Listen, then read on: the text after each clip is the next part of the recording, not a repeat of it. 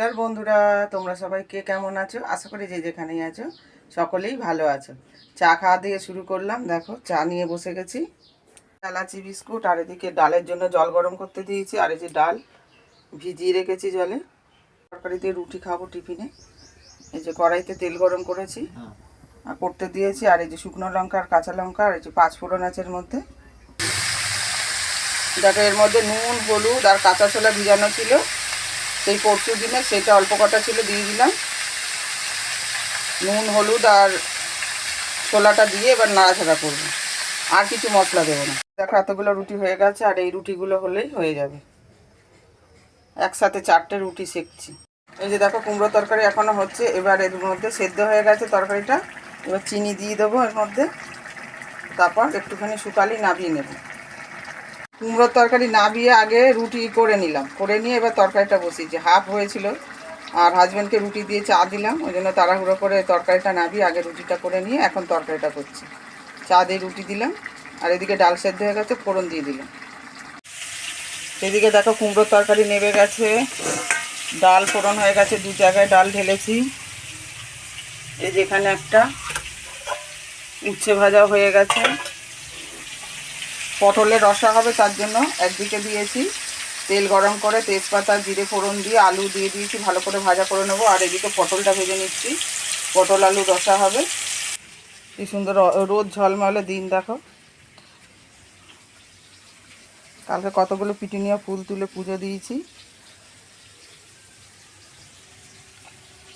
লক্ষ্মী জবার কুড়ি হয়েছে, কালকে ফুটবে একটা।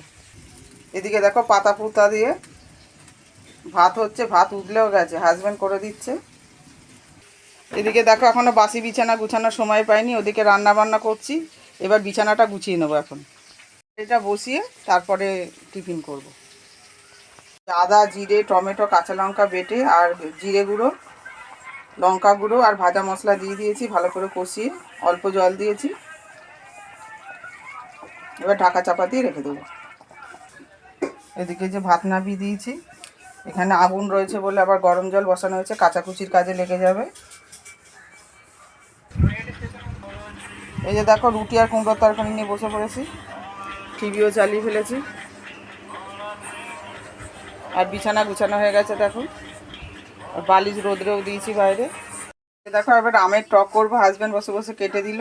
রান্না এখন অফ ছিল। এই যে গ্যাস জ্বালিয়ে তেল গরম করে পাঁচফোড়ন আর একটা শুকনো লঙ্কা দিয়ে দিয়েছি। এবার আমগুলোর মধ্যে দিয়ে একটু নুন হলুদ দিয়ে ভেজে জল ঢেলে দেবো।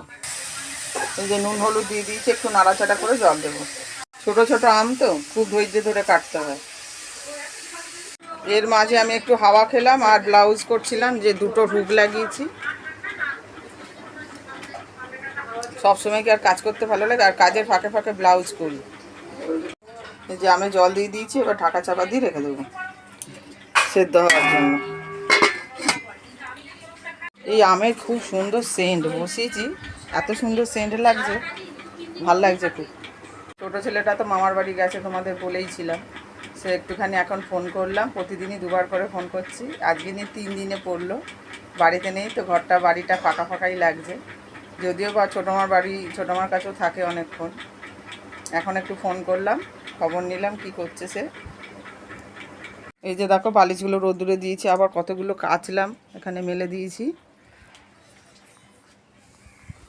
আর এখানে একটা জিন্সের প্যান্ট আছে ভেজানো, এটাকে কাচবো। ততক্ষণ এই বালতিগুলো ভরে নিচ্ছি, রান্নার বালতি। এগুলো সব কালকে কেচেছিলাম, শুকিয়ে গেছে, এগুলো সব ইস্ত্রি করতে দেবো, ওই জন্য ব্যাগে ঢোকাবো এগুলো। রান্না শেষ, রান্নার বাসনও মাজা হয়ে গেছে।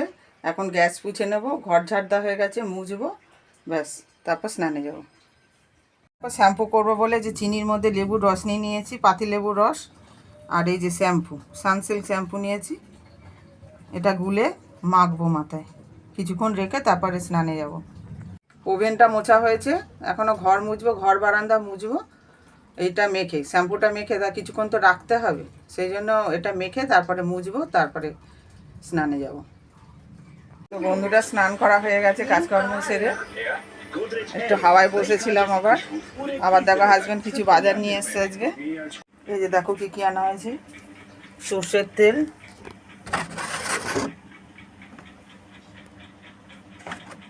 রিফাইন তেল, আর দুটো স্পার্কেল সাবান।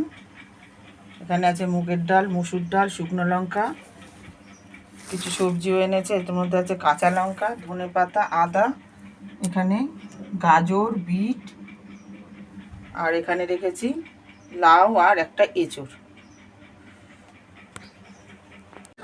এবার ভাত বেড়ে নেবো, খুব খিদে পেয়ে গেছে।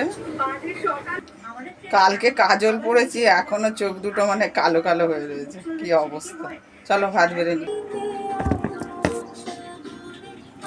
চলো ভাত বাড়ছি।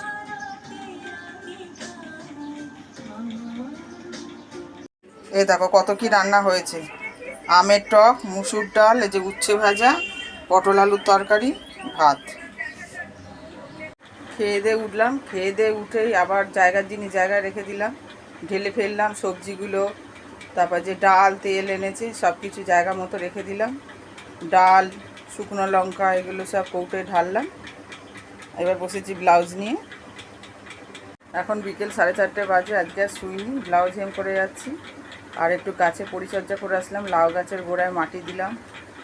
শুধু লাউ গাছে না, বেগুন গাছে, তারপরে গোলাপ গাছেও মাটি দিলাম, দিয়ে এসে আবার বসলাম।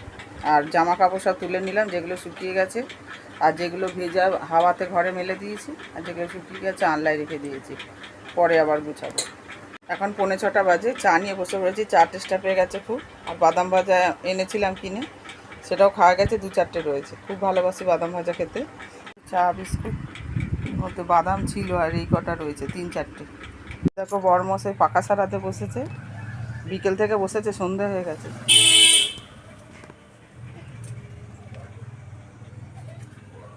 প্রচণ্ড মশা।